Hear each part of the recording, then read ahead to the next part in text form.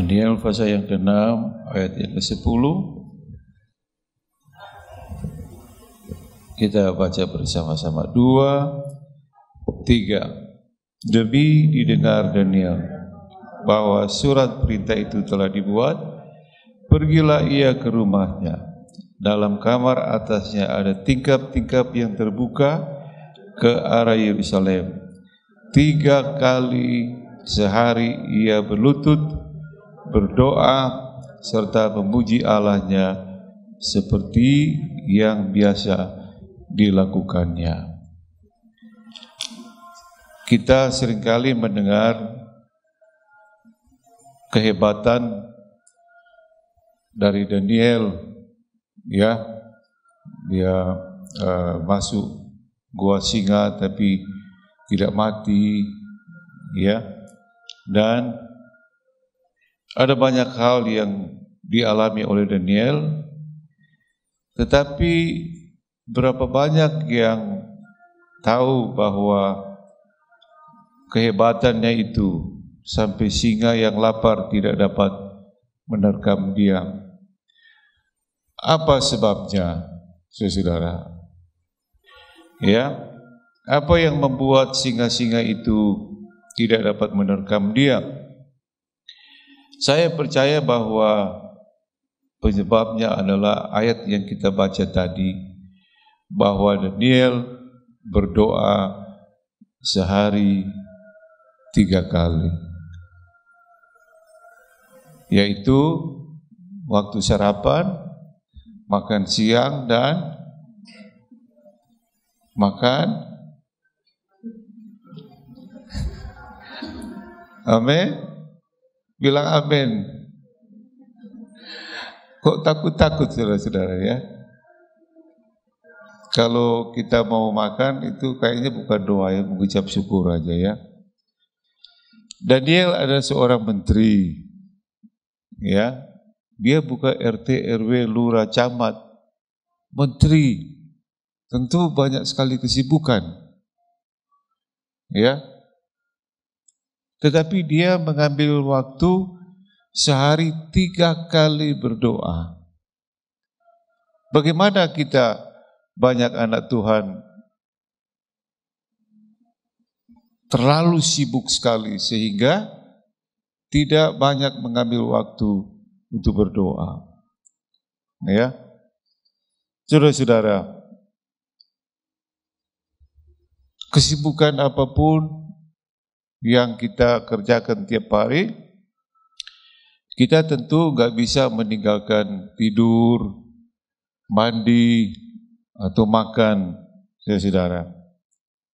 Secara jasmani, secara rohani, saudara, sesibuk bagaimanapun, kita tidak bisa meninggalkan jam-jam doa kita, saudara. Ya. Nah, ayat ini berkata, Daniel, saudara-saudara, berdoa serta memuji Allahnya seperti yang biasa dilakukannya. Jadi, seperti yang biasa dia lakukan, doa 1 hari 3 kali, saudara. Ya, saya cari-cari di ensiklopedia Alkitab, berapa lama Daniel berdoa?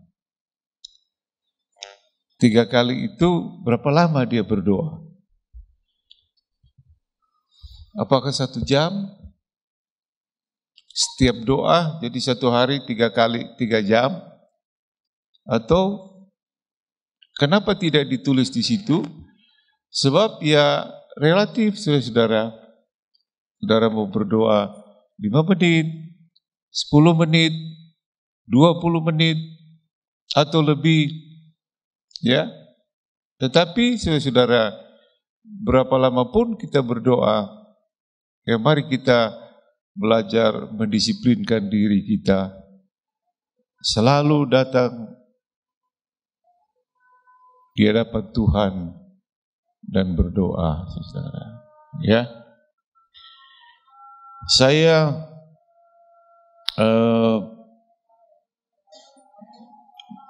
Berapa waktu lalu, mungkin sebulan lalu, Ira kasih voucher hotel di Surabaya.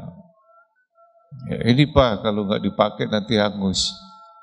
Jadi saya sama istri saya, ya, nginep di hotel itu, hotel cukup bagus, bintang 5 ya. Ya ada yang dibayarin, ada yang bayarin, ya kita nginap aja ya. Saya masuk ke ruangan hotel itu di kamar, saya buka laci, saudara.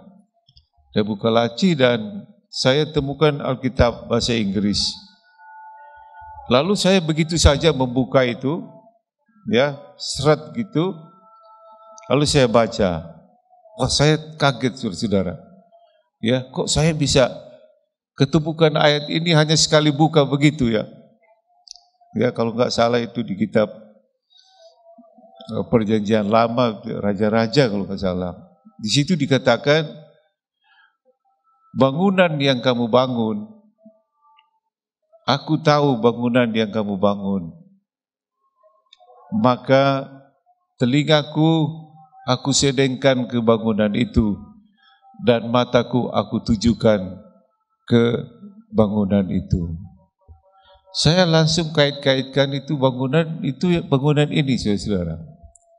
Gerado ini, Geraha Doa. Saya, wah, luar biasa ya. Apakah itu Tuhan bangunan yang kami sedang bangun?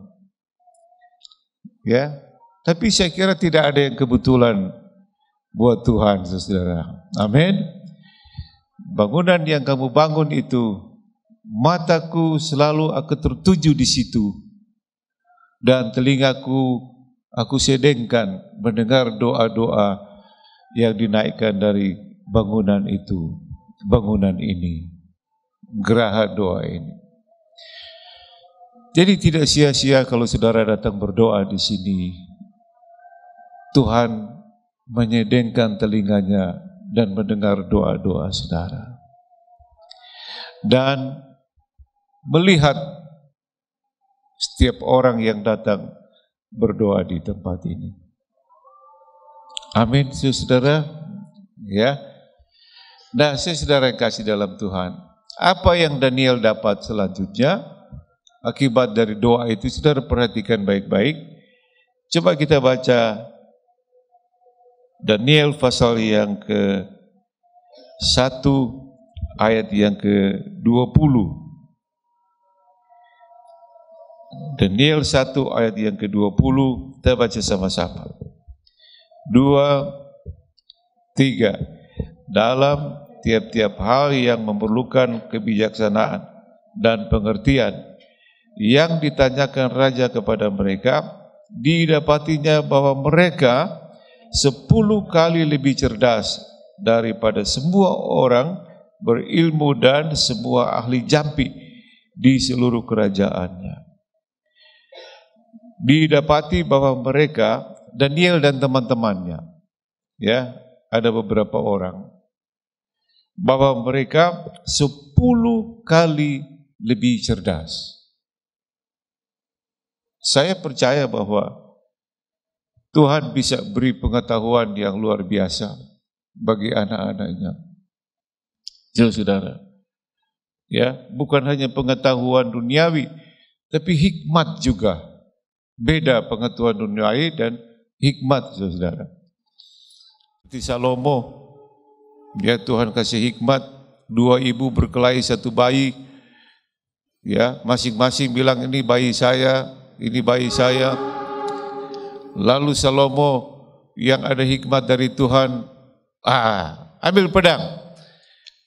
Saya mau bagi 2 anak ini, separuh buat ibu ini, separuh buat ibu ini.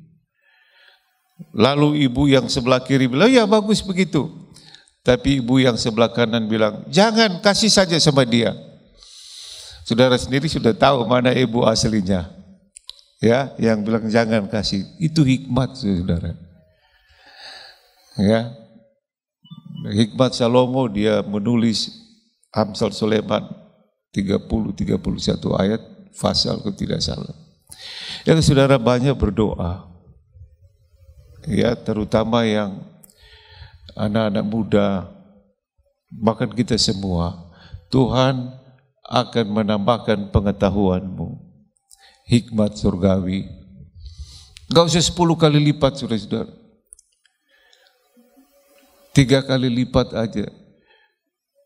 Melebihi 3 kali lipat dari orang-orang yang ada di dalam dunia ini. Ya. Banyak berdoa, saudara, nanti Tuhan beri hikmat. Beberapa orang masuk ke gedung ini, Grado, selalu, wah ini, lihat di mana ini Om. Ya. Ini bukan saya aja, saudara, saya dan pengerja. Karena ya, saya mau buat gini, pengerja bilang, jangan Om, begini. Oh iya betul. Pengerja bilang, oh begini. Saya bilang, kalau begini gimana? Nah, saya percaya, saudara, Tuhan kasih hikmat kita dan ya luar biasa ya. Maka saudara harus banyak doa. Kalau saudara banyak doa, saudara akan tampil beda. Di kampusmu, di sekolahmu, di kantormu. Ya, saudara akan tampil beda. Sehingga pimpinan atau dosen atau kepala kelas, sehingga bos yang tempat engkau bekerja, lihat, kok hebat orang ini, lain orang ini. Saudara, kalau saudara enggak doa gimana?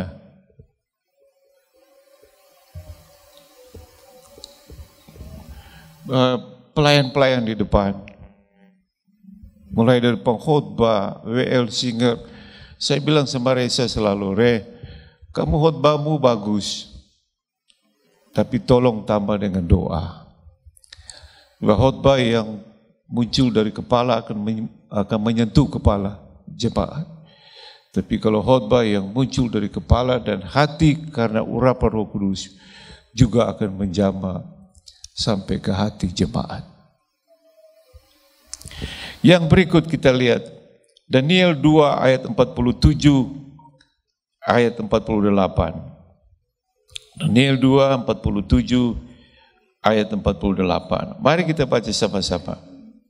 2 3. Berkatalah raja kepada Daniel, sesungguhnya lah Allahmu itu Allah yang mengatasi segala Allah dan yang berkuasa atas segala raja dan yang menyingkapkan rahasia-rahasia, sebab engkau telah dapat menyingkapkan rahasia ini.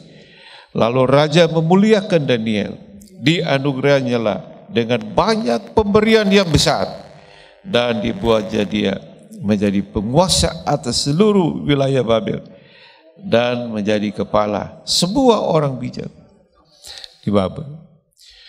Jadi Raja Nebukadnezar mimpi. Dia kumpulkan para ahli nujum, tabib semua. Ya ada ratusan mungkin orang-orang pintar di Babel.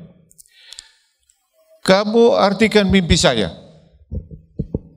Saya enggak bisa tidur semalaman karena melihat satu mimpi. Lalu mereka bilang ini, ceritakan kepada kami. Lalu Raja Nebukadnezar bilang, kita sudah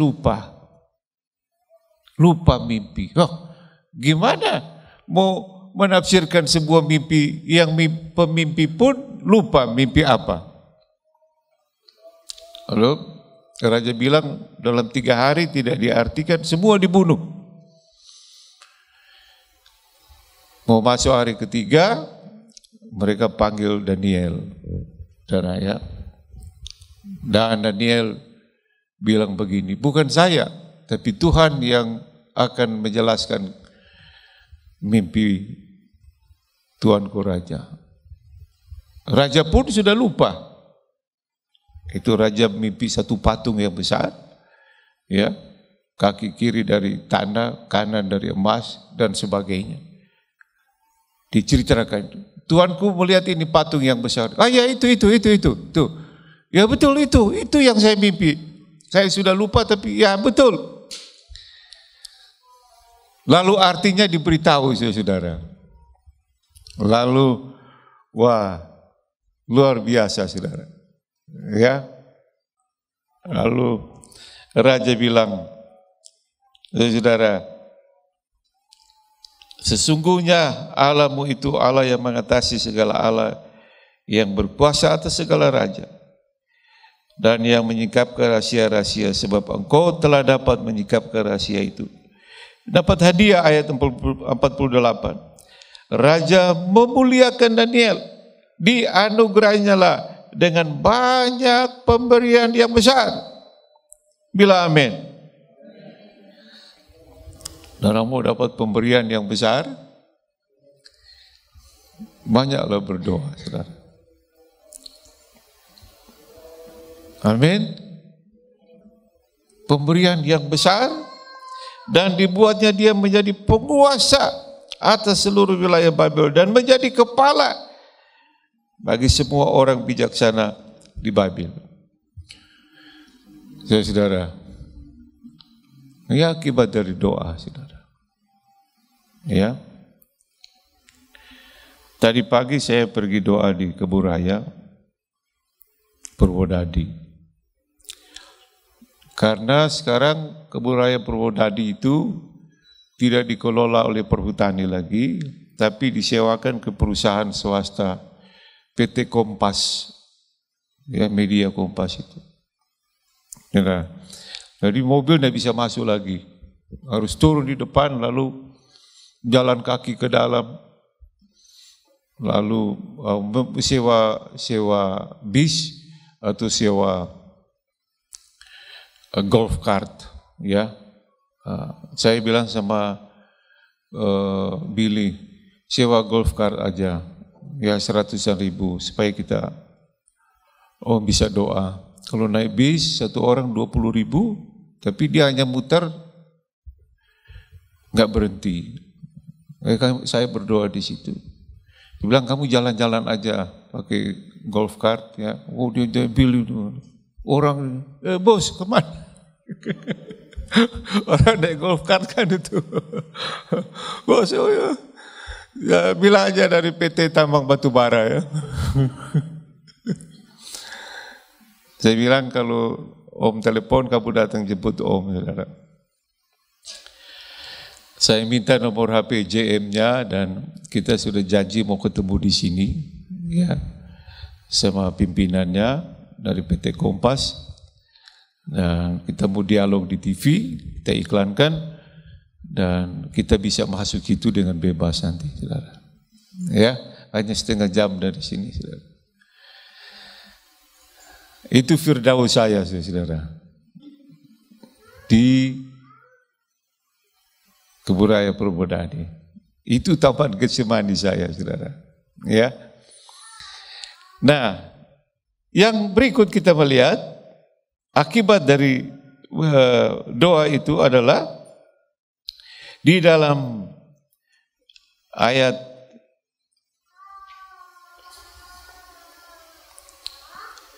pasal yang ke-6, ayat yang ketiga, ya, ada kaitannya dengan ayat tadi.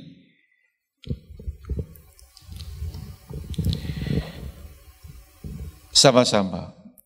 2, 3. Maka Daniel ini, pasal 6 ayat yang ketiga. 2, 3. Maka Daniel ini melebihi para pejabat tinggi dan para wakil raja itu, karena ia mempunyai roh yang luar biasa, dan raja bermaksud untuk menempatkannya atas seluruh kerajaannya. Luar biasa, saudara. Jadi raja sendiri tahu bahwa Daniel ini mempunyai roh yang luar biasa. Karena Raja Nebukadnezar enggak kenal apa itu Roh Kudus. Dia hanya bilang roh yang luar biasa. Ya, saudara. Selalu disampaikan bahwa kalau kita berdoa dengan sungguh-sungguh, Roh Kudus akan memenuhi kita. Roh Kudus ini adalah roh yang luar biasa. Ya, udah berapa minggu kita ini dengar khotbah tentang Roh Kudus sehubungan dengan kenaikan Tuhan Yesus. Saudara, Daniel mendapat roh yang luar biasa. Dan raja bermaksud, ya, mungkin raja sudah tua, dia pikir mau serahkan kepada siapa ini? Ya, anak-anak saya ini bodoh-bodoh semua. Dia sudah mempunyai rencana bahwa sepeninggalnya dia meninggal wafat, dia akan menyerahkan kerajaan itu kepada Daniel. Haleluya. Ya, saya kira saudara, kalau saudara tampil beda di sekolah, di perusahaan, di mana saja saudara berada, dan ada orang di atas saudara, apakah bos, pimpinan dan sebagainya, saya kira mereka, oh ini periode saya mau habis, oh ini saya sudah umur, dia pasti sudah siapa berikut, what's the next, siapa berikut. Saudara, di dunia ini banyak orang pintar, tapi saya kira bukan hanya kepintaran saja yang dibutuhkan di dunia ini, tapi orang-orang yang mempunyai roh yang luar biasa, mempunyai hikmat Tuhan. Nah, kalau saudara memiliki itu, saudara akan naik terus, ya, dan diberkati oleh Tuhan. Orang-orang akan, tanpa memandang latar belakang agama saudara, mereka melihat saudara ada roh yang luar biasa.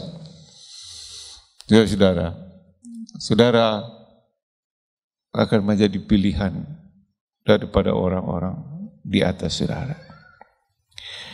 Haleluya. Kita baca Daniel 6 ayat 4.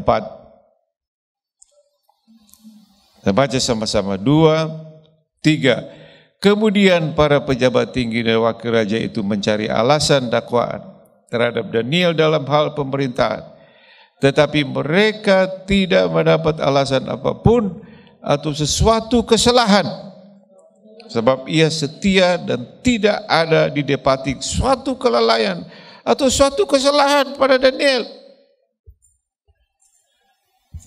Dampak dari doa ini luar biasa. Orang yang suka berdoa, dia menjauhi dosa, dia benci dosa. Orang yang suka berdoa, seperti Daniel ini, para menteri cemburu, cari alasan untuk mencari kesalahannya. Gak ada, tidak diketemukan kesalahan. Ya saudara, ya. Kita nggak tahu setiap hari berapa kali mungkin buat kesalahan. Sebab Roh Kudus itu menurut Yohanes 14 akan menolong kita untuk hidup di dalam kekudusan dan kesucian. Bila amin saudara. Ya. Tidak ada satu kehidupan yang lebih indah, bahagia, menyenangkan daripada hidup di dalam kekudusan, kesucian.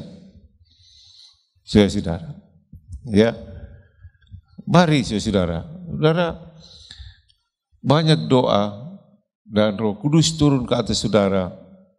Saudara benci dosa, ya, bukan benci tapi rindu, ya. Ya, saudara, bukan tidak ada godaan pencobaan lagi, ada. Tapi kita tidak akan menuruti godaan-godaan itu. Saya belum pernah dengar ada orang, kecuali Tuhan Yesus, ya, sempurna, tapi orang yang tidak ada kesalahan, tidak ada kelalaian.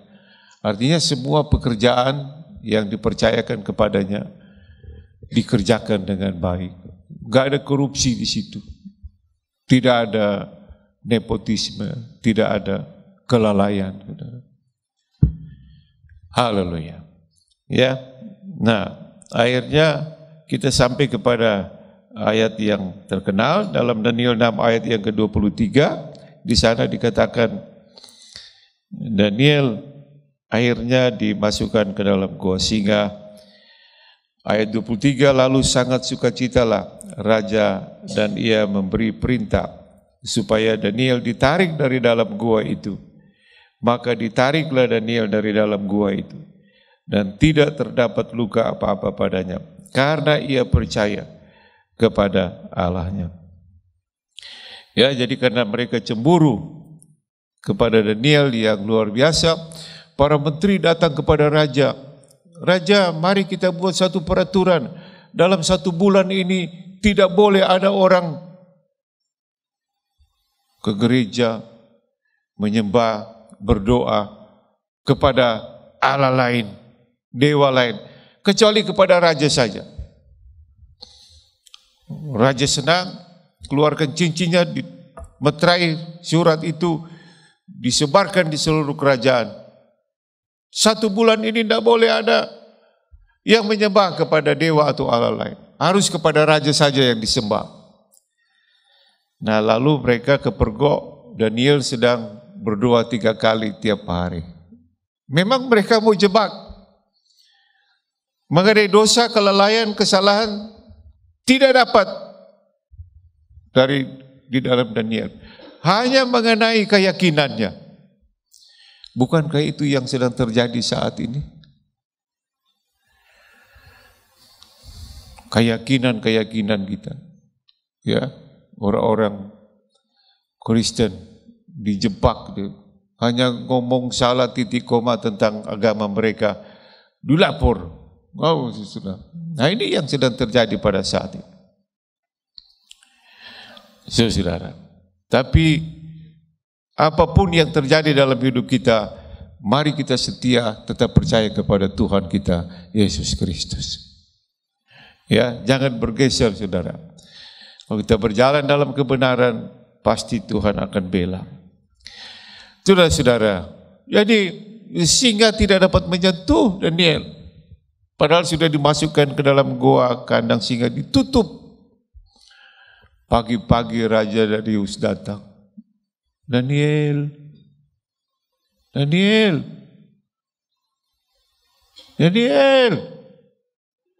apakah Allah yang engkau percaya, engkau sembah 3 kali sehari, sanggup menolong engkau?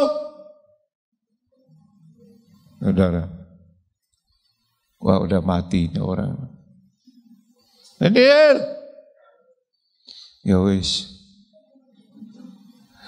Tapi dari dalam gua itu dia, Daudlah Tuanku Raja, kekalah engkau kerajaanmu. Hah? Kamu masih hidup? Masih hidup? Loh, kok bisa? Iya, tadi malam ada 1 malaikat datang menjaga saya. Tiap kali singa itu, malaikat, hush. Saudara percaya kalau saudara rajin doa ada malaikat menjaga saudara?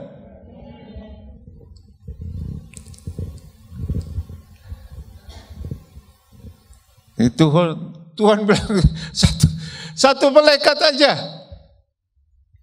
Biar ribuan singa, 1 aja. Singa hush.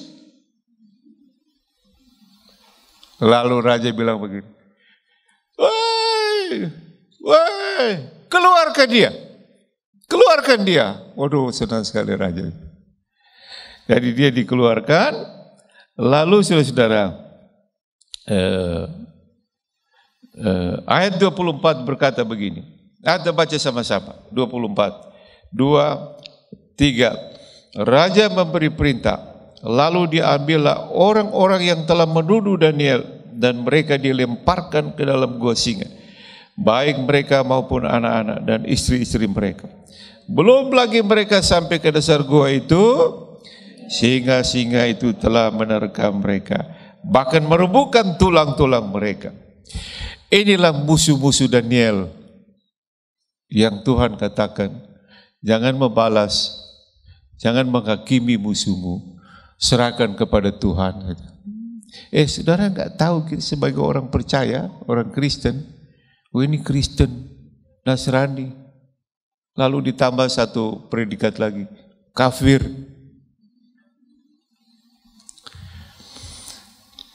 Wah, kalau bisa, saudara. Ya, saya hidup di tengah-tengah, ya, saudara sudah tahu, mungkin saudara juga. Jangan balas, tetap kita mengasihi mereka dan doakan mereka. Nanti Tuhan sendiri yang membalas, saudara. Ya. Lalu raja bilang, keluarkan Daniel dan semua menteri ratusan, bahkan istrinya, anak-anaknya, cucu-cucunya dibuang ke dalam gua singa. Ayat ini berkata, belum juga sampai ke dasar, singa sudah melompat lebih dulu dan menerkam mereka bahkan sampai tulang-tulangnya. Haleluya. Ini semua kekuatan doa, saudara. Betul. Ya. Maka jadikan doa itu apa, style of life. Ya. Gaya hidup sehari-hari.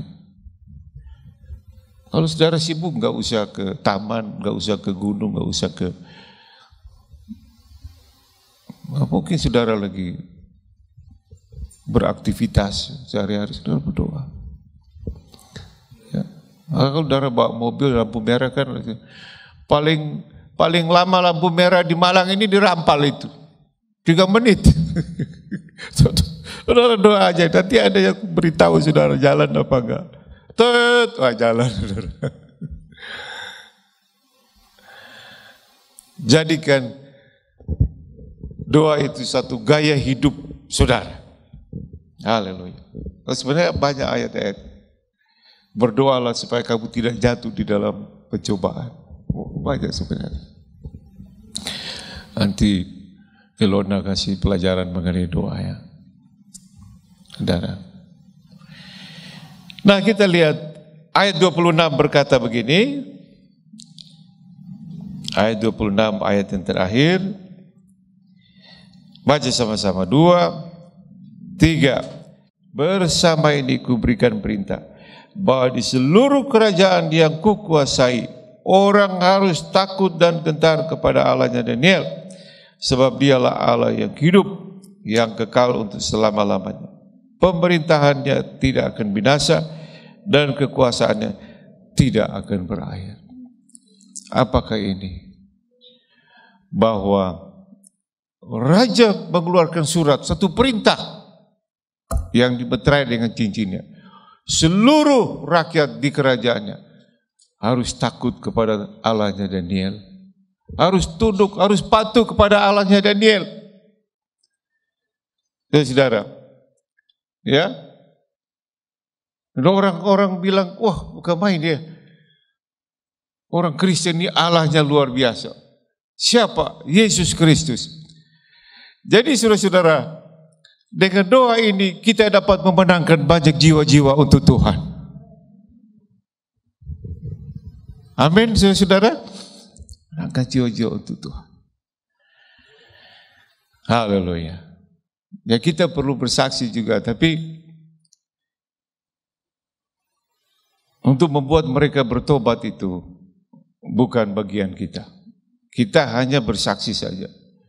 Membuat mereka sadar bertobat adalah pekerjaan Roh Kudus.